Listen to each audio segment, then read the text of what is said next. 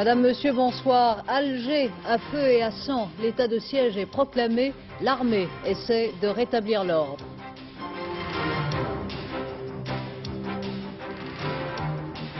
Le Chili a dit non au général Pinochet qui reste légalement au pouvoir. Le gouvernement a démissionné. Nîmes et ses 70 communes déclarées en état de catastrophe naturelle. Opération Solidarité ce soir sur Antenne 2. L'état de siège à Alger. Pour la première fois en 26 ans d'indépendance, le régime algérien fait donner l'armée. Les violentes manifestations qui avaient commencé hier ont tourné aujourd'hui à l'émeute. Il y a des blessés, des arrestations en grand nombre. Tout de suite, le point de la situation avec Martine Laroche-Joubert. Pour le moment, nous n'avons reçu que ces images de la télévision algérienne. Les rues de la capitale dévastées après les affrontements d'hier, où des jeunes de 12 à 20 ans ont renversé des voitures, brisé des vitrines, incendié des bâtiments publics, symbole de l'opulence, de l'État ou du parti, au cri de jeunes, levez-vous. Mais aujourd'hui, la situation s'est considérablement aggravée en fin de matinée. Barricades enflammées en travers de la chaussée au centre d'Alger et dans ses banlieues. Incendies multiples, dont celui du ministère de l'Éducation et de la Formation.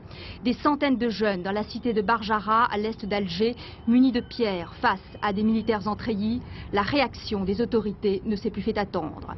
Des blindés se sont postés devant les bâtiments officiels et aux points stratégiques, le port, le Parlement, la télévision. Des coups de feu ont claqué au centre d'Alger, dans les petites rues, près du siège du parti. Il y aurait des blessés par balles. Enfin, l'état de siège a été décrété en début d'après-midi pour la première fois depuis l'indépendance en 1962. Toutes les autorités civiles, administratives et de sécurité sont placées sous commandement militaire. Le commandement militaire, responsable de l'état de siège, a aussi interdit toute manifestation ou attroupement dans son communiqué numéro 1 diffusé dans l'après-midi et lu régulièrement à la radio et à la télévision.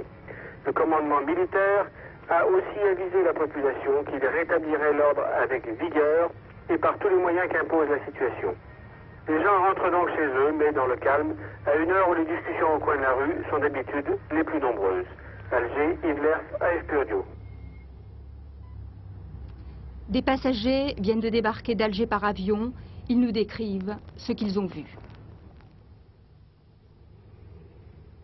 La situation est assez mauvaise. Enfin, ce matin, en partant à l'aérodrome, on a encore vu des supermarchés qui brûlaient et puis des camions écrasés partout sur l'autoroute. Enfin. Vous avez vu des émeutes? Oui, puisque nous-mêmes, nous avons été pris plus ou moins dans une émeute et... Enfin, c'est angoissant, hein. Voilà donc pour la situation à Alger, en province. La situation est plus calme, sauf en Kabylie, où des mouvements de protestation ont été signalés. Alors, quelles sont les explications fournies d'abord par le régime lui-même? Pierre Serra les a demandées tout à l'heure à l'ambassadeur d'Algérie en France. Ben voyez-vous, je ne pense pas qu'il faille dramatiser les choses comme vous le faites. À notre sens, c'est une situation sérieuse. Mais je pense, à mon avis, l'Algérie est en train de vivre une crise de jeunesse, une crise de croissance. À mon sens, les causes sont multiples. En tout cas, il y en a deux essentielles. L'une d'ordre démographique. La population algérienne, comme vous le savez, croît très rapidement. Et aujourd'hui, 75% de la population a moins de 25 ans. La deuxième cause, elle est d'ordre économique.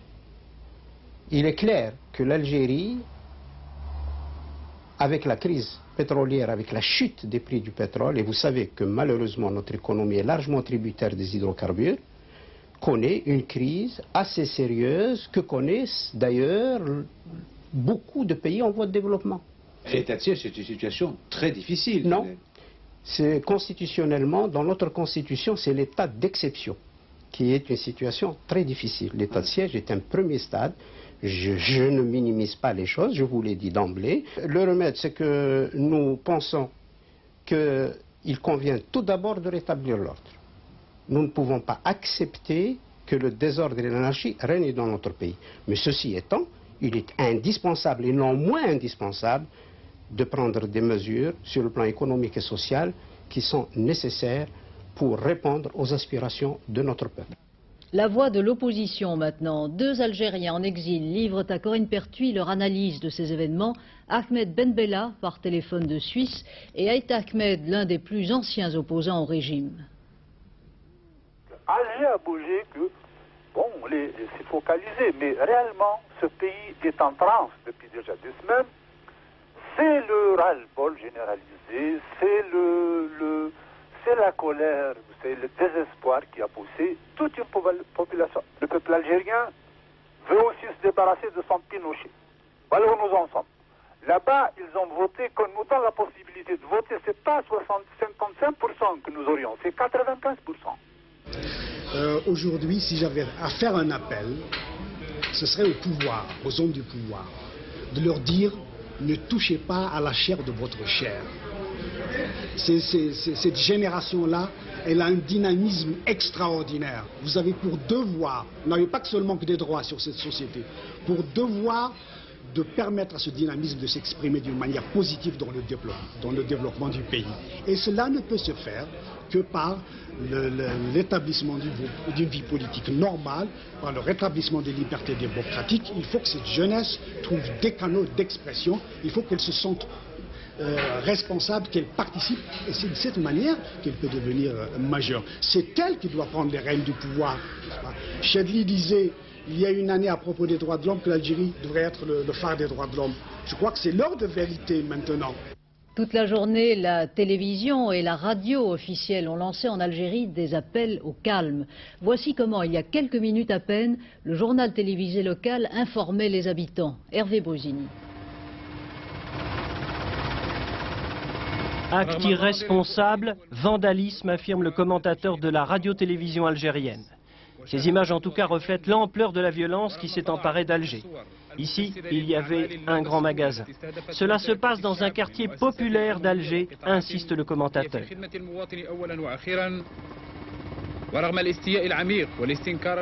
Qui a commis de tels actes? Le journaliste algérien parle de fauteurs de troubles, des jeunes apparemment manipulés, dit-il, par l'étranger.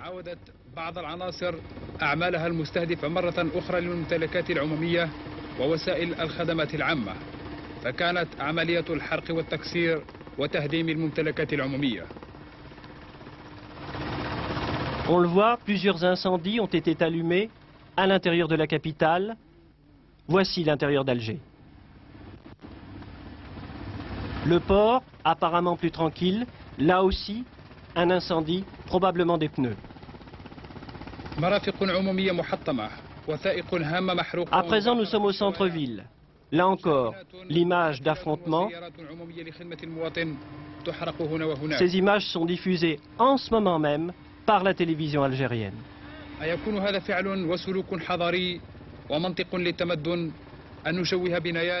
Les émeutiers, on le devine d'en haut, ont incendié des bâtiments publics, symbole du régime, et aussi des centres commerciaux, symbole d'une société de consommation dont ils sont exclus. La situation économique est catastrophique, l'alimentation hors de prix, et les 2 tiers des Algériens ont moins de 25 ans. Jacques Merlino. Depuis 2 semaines, les signes d'une explosion possible se multipliaient. Des grèves se développaient dans plusieurs usines et l'on rapportait qu'ici ou là, des camions transportant de la nourriture avaient été attaqués par une population exaspérée. C'est que dans ce pays, plus rien ne va. La crise du logement est terrible. Par exemple, ici à Bab el-Oued, il faut s'entasser à 8 dans 2 pièces. Quant au prix, il galope à un rythme annuel de 200% d'inflation. Le kilo de viande vaut aujourd'hui 200 francs et le kilo d'orange près de 20 francs pour des salaires qui dépassent difficilement 1000 francs par mois. C'est très difficile de se nourrir pour un enfant qui gagne 1500 dinars. Il n'arrive jamais à trouver cela. Comment on se débrouille? On se débrouille par un autre emploi qui est eux dehors de son emploi. Crise économique accentuée encore par la chute des prix du pétrole alors que les hydrocarbures représentent 90% des recettes en devises. Mais la cause majeure de cette crise est bien sûr l'explosion démographique. Ce pays comptait 9 millions d'habitants en 1962. Il en compte aujourd'hui 22 millions et 60% de cette population a moins de 20 ans. Des jeunes désœuvrés, ayant peu d'espoir de trouver un emploi, une vie culturelle inexistante, une bureaucratie pesante, tout cela se conjugue aujourd'hui et explique ces émeutes. Sans compter que depuis quelques années, le gouvernement algérien s'est lancé dans une série de réformes et que si celles-ci enrichissent certains, elles provoquent une opposition radicale dans de nombreux milieux. 54,68% pour le non, 43,04% pour le oui. Ce sont les résultats à peu près définitifs du plébiscite que le général Pinochet avait organisé hier au Chili pour demander à ses compatriotes de lui accorder 8 années de plus au pouvoir. Depuis l'annonce des résultats ce matin, la joie gagne la rue, les manifestants tentent parfois de fraterniser avec les forces de l'ordre, mais vous le voyez, la police vient de disperser à coups de gaz lacrymogène et de canons à eux ceux qui voulaient d'un peu trop près manifester leur hostilité au général près du palais présidentiel. Selon la loi, le général Pinochet est au pouvoir pour 1 an encore. Sur place, à Santiago, Bernard Benyamin. Apparemment, rien n'a changé et pourtant, tout est déjà différent. Les signes de cette transformation ne sont pas encore facilement repérables, mais il est vrai que ce matin, Santiago était un peu groggy par l'ivresse de la victoire de la nuit précédente. Rien n'a changé, mais les vendeurs de rue ont déjà fait disparaître toutes les publicités relatives au oui. La chanson du non fait actuellement un tabac dans la capitale chilienne. Pour le moment, ça se vend très bien. Après, on verra en fonction de ce qui va se passer. Rien n'a changé. Le général Pinochet est toujours maître au palais de la Moneda, mais depuis cette nuit, il n'y a plus de gouvernement. Le cabinet lui a présenté sa démission collective. Rien n'a changé. La vie du centre-ville est toujours rythmée par les protestas, les manifestations. Mais depuis hier soir, on ne crie plus « Il va caer », il va tomber, mais « Ya cayó », il est déjà tombé.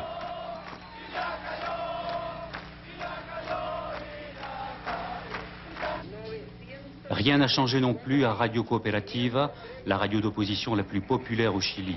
Mais pourtant, là encore, il y a des choses qui ne trompent pas.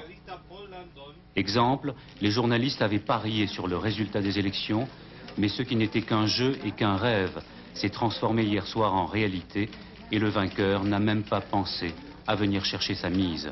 Quant au rédacteur en chef de cette radio, il se garde bien de tout triomphalisme et pourtant il vit sans doute l'un des plus beaux jours de sa vie. C'est la liberté, c'est le commence de la liberté, c'est le chemin de la...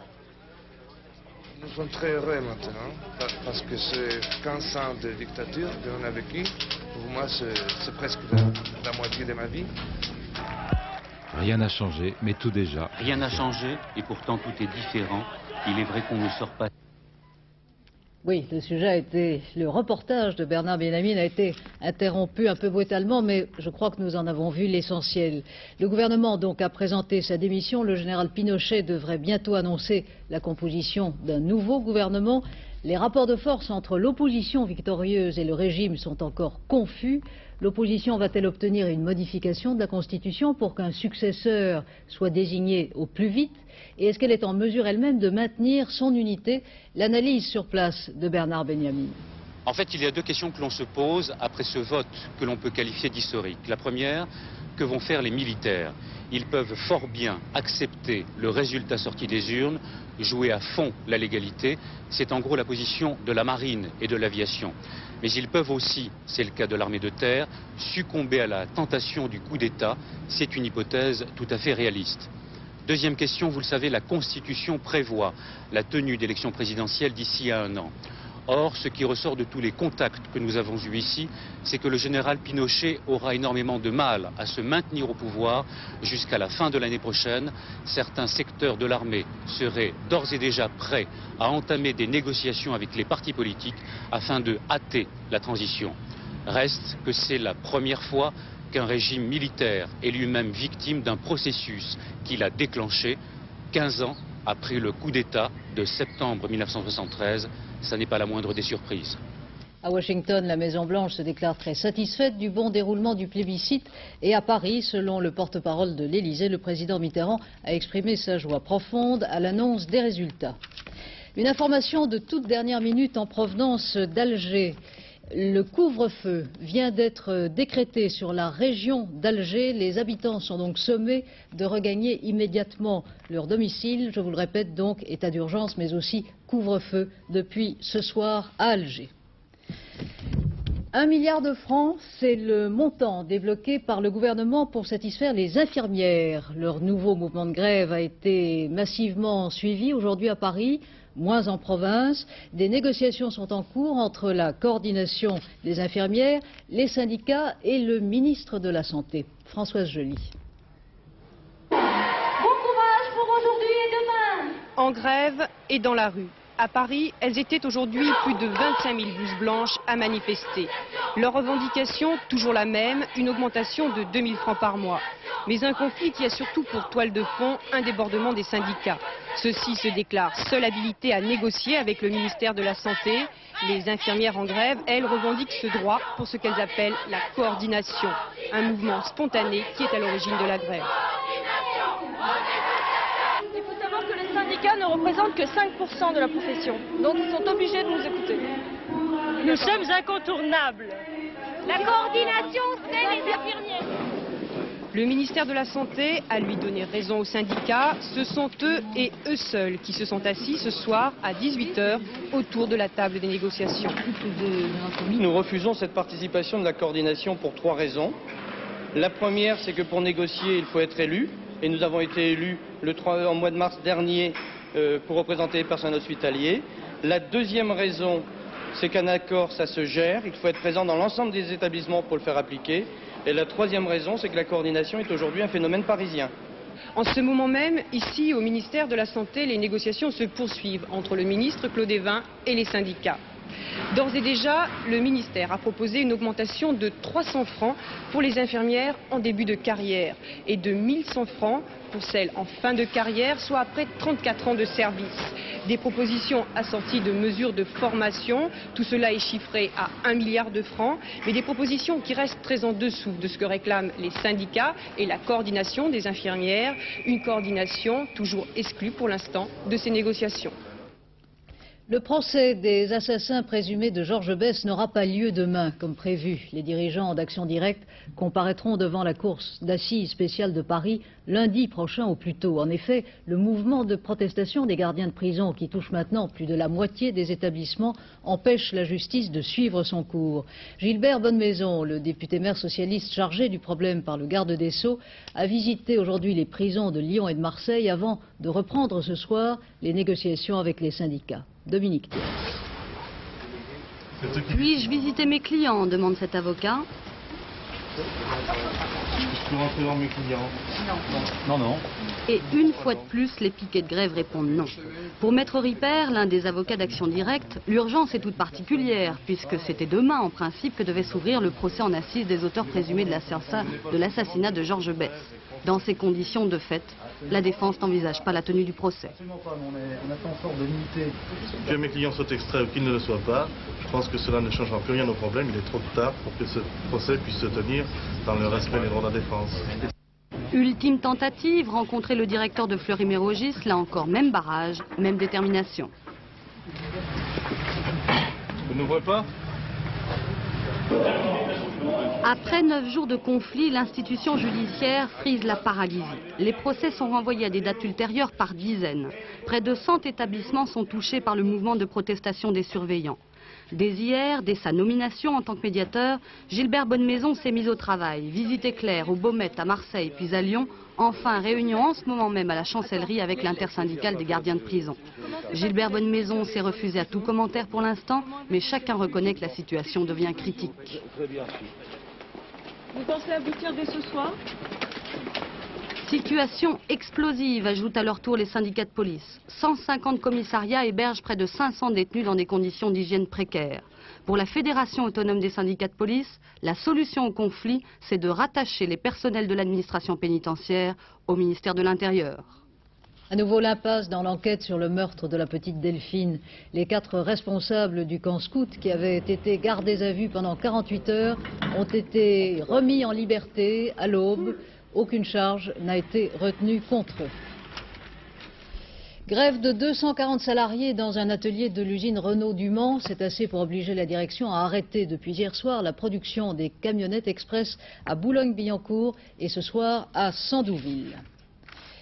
L'essentiel est de participer. C'est en filigrane un slogan presque olympique que vous allez entendre tout au long de la campagne pour le référendum sur la Nouvelle-Calédonie.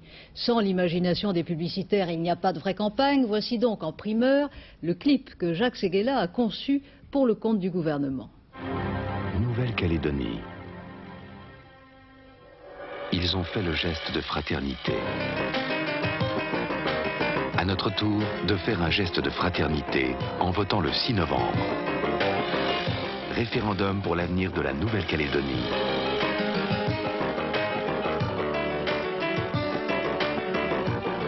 « 6 novembre, le geste de fraternité. » Le prochain référendum a alimenté aujourd'hui encore l'essentiel des conversations dans la classe politique. Le président du FLNKS, Jean-Marie Tjibaou, a été reçu à sa demande ce matin pendant plus d'une heure par Jacques Chirac.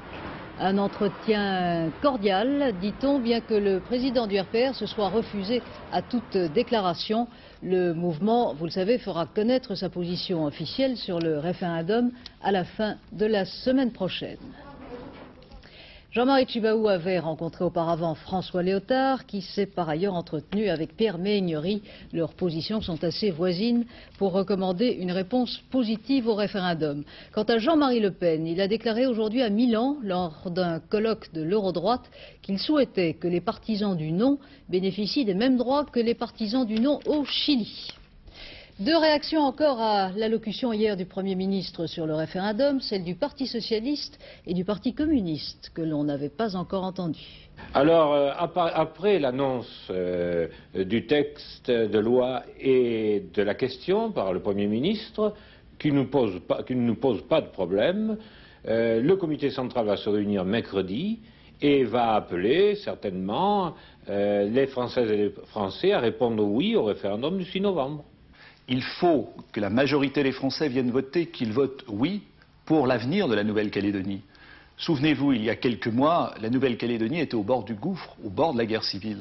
La paix a été restaurée, les deux communautés ont choisi leur avenir ensemble, et je crois que le peuple français ne peut qu'approuver cette démarche. Il faut voter pour ce référendum, c'est un engagement solennel, et il n'y a pas de meilleure expression de la souveraineté nationale que justement le référendum, l'engagement de tous les Français. La commission interministérielle réunie à cet effet a déclaré officiellement tout à l'heure la ville de Nîmes et les 70 communes de son arrondissement en état de catastrophe naturelle. Elles vont donc bénéficier de crédits d'exception. Toutes les énergies de la ville sont mobilisées sous l'impulsion de son maire pour retrouver le cours normal de la vie collective. Les opérations de déblaiement continuent et les dons de toute nature affluent. Rémi Roche. 4 hangars réquisitionnés dans des entrepôts de la périphérie de Nîmes. C'est ici qu'est collecté tout ce qui peut venir en aide aux sinistrés.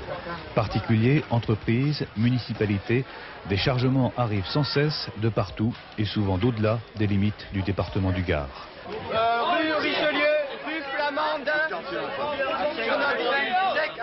en ville, dans l'un des 12 centres de répartition, 500 lycéens qui n'ont toujours pas repris les cours ont offert leur service pour sillonner les quartiers meurtris. Mission, rassurer, nettoyer les logements, recenser les besoins. Où c'est plus dur, voire traumatisant, c'est lorsqu'ils arrivent chez des personnes âgées, par exemple, qui refusent dans un premier temps cette aide parce qu'elles sont complètement repliées sur elles-mêmes, traumatisées. Et certains nous ont dit avoir vu des personnes âgées de l'eau jusqu'aux genoux, ne plus pouvoir parler et refuser même d'ouvrir leur porte ou de rentrer. À leur retour, les équipes passent leurs commandes qui seront livrées au plus vite. Parfois, des sinistrés viennent directement au centre chercher du secours. Certains, hébétés, n'ont qu'une phrase, « j'ai faim ». La plupart viennent demander quelques vêtements, une table, un lit, une couverture, une lampe à pétrole, bref, tout ce dont on a besoin quand on a tout perdu. Et pour beaucoup, venir ici ou accueillir les équipes de bénévoles, c'est aussi discuter, sourire, reprendre espoir. On ne réalisait pas tout d'un coup, je crois que c'est maintenant, vous voyez, qu'on commence à revenir à nous, donc on fait un peu. Merci. Sur place, à la mairie de Nîmes, ce soir, Claude Sérillon. Claude, à partir de 22h, vous allez donc animer cette édition spéciale qui a mobilisé les énergies de toute la rédaction. Votre but ? Alors notre but à partir de 22h, je donne tout de suite le rendez-vous, c'est de faire d'abord de l'information, de faire un petit peu le point sur l'état des lieux. Vous l'avez vu avec ce reportage de Rémi Roche, l'état des secours, l'état de la solidarité, c'est à ma foi très impressionnant. Non seulement de faire de l'information, mais aussi de poser quelques questions à propos de la météo, à propos des assurances, à propos de l'organisation peut-être future de la ville de Nîmes, notamment dans le côté industriel et commerçant. Nous aurons ici, dans ce grand hall de la mairie de Nîmes, beaucoup de témoins, des gens qui sont quelquefois totalement sinistrés, et puis des industriels, beaucoup de gens qui viendront aussi directement via les voies hertziennes parler de solidarité, de Barcelone, de Bordeaux, de Nancy, de beaucoup d'autres villes. Elles viendront dire ce qu'elles peuvent apporter à la ville de Nîmes. Je voudrais simplement vous signaler qu'à partir de 22h, cette émission spéciale sera aussi une émission de solidarité. Et pour commencer cette émission, nous vous proposerons un document qui a été tourné par un Nîmois, un amateur nîmois, qui a vécu cette catastrophe. Et vous verrez, ces images sont très impressionnantes. Elles font bien comprendre l'étendue des dégâts que nous avons constatés depuis 2 jours ici, avec toute une partie de la rédaction d'Antenne 2. Alors rendez-vous à 22h. Claude, merci. Une autre opération que vous avez pu suivre tout au long de la journée sur Antenne 2, la journée du cœur, en association avec la Fédération française de cardiologie. Tous les ans, vous le savez, quelques 50 000 personnes meurent en France d'attaques cardiaques. Le but de cette opération, réduire les délais des interventions et sauver des vies. Alain Labouze a recueilli les témoignages de poids, ceux de 2 hommes que vous connaissez bien et qui ont survécu à des accidents cardiaques. Je venais de faire une conférence, je me suis couché, impossible de m'endormir, et puis la fameuse douleur. Vous savez bien, on la décrit toujours, là, la poitrine en haut, l'épaule, et très bon réflexe de ma femme que je réveille, car elle dormait, appelait le médecin, il arrive aussitôt, il constate une anomalie, appelle le SAMU qui est là un quart d'heure après, et un quart d'heure plus tard, je suis à l'hôpital. Et je dois dire curieusement que grâce à cette rapidité, je n'ai pas eu d'angoisse, je n'ai pas eu peur. Et j'ai eu raison. On m'a fait un double pontage puisque les coronaires étaient en très mauvais état. Et ça a réussi, tout va bien maintenant. 2 ans après, on peut rassurer tout le monde. Bah, oui, je suis ministre. Rentrant chez moi, après avoir enregistré une émission à la télévision, j'ai été pris d'une douleur brutale ici, à la poitrine. Je me suis douté que j'avais un infarctus. J'ai immédiatement appelé un docteur. Ce docteur m'a dirigé vers un centre spécialisé à la Riboisière. Moins de 2 heures après qu'ait commencé cette douleur, j'étais déjà à la Riboisière. Est-ce que vous avez eu peur? J'ai eu peur, bien sûr, je me suis douté que c'était un infarctus. Mais j'ai été tout de suite rassuré quand je me suis trouvé dans ce service spécialisé. Aujourd'hui, 13 ans après? 13 ans après, eh bien, je suis en très bonne santé, je n'ai aucune séquelle, je travaille normalement. Par conséquent, si j'ai une recommandation à faire, la rapidité. Avant de nous quitter, je vous propose de retourner brièvement à Alger avec les toutes dernières images qui viennent de nous parvenir et qui font bien comprendre l'ampleur des émeutes qui, depuis hier, donc, ont lieu dans la capitale algérienne. Je vous le rappelle, le couvre-feu est donc décrété depuis ce soir. Les habitants sont sommés de rentrer chez eux au plus vite. L'armée a pris le contrôle de l'administration et de tous les services publics. Le commandement militaire, par le biais de la télévision et de la radio, continue de lancer des appels au calme à la population. Je vous le rappelle, ce sont essentiellement des ministères et aussi des supermarchés, des magasins qui ont été incendiés. Très vite encore, les résultats du tiercé qui s'est couru aujourd'hui à Saint-Cloud, le 12, le 1 et le 4. Les rapports pour 5 francs dans l'ordre, 1112 francs 50 et dans un ordre différent, 222 francs 50. Voilà, donc à 22h, je vous le rappelle, vous avez rendez-vous avec Claude Sérillon à Nîmes pour une édition spéciale. Vers 23h30, Philippe Lepfay vous donnera les dernières informations de la journée. Demain, 6h45, Télématin, invité des 4 vérités, le chanoine Lenz qui coordonne la prochaine visite du pape Jean-Paul II. Merci d'avoir suivi ce journal. Très bonne soirée, à demain 20h.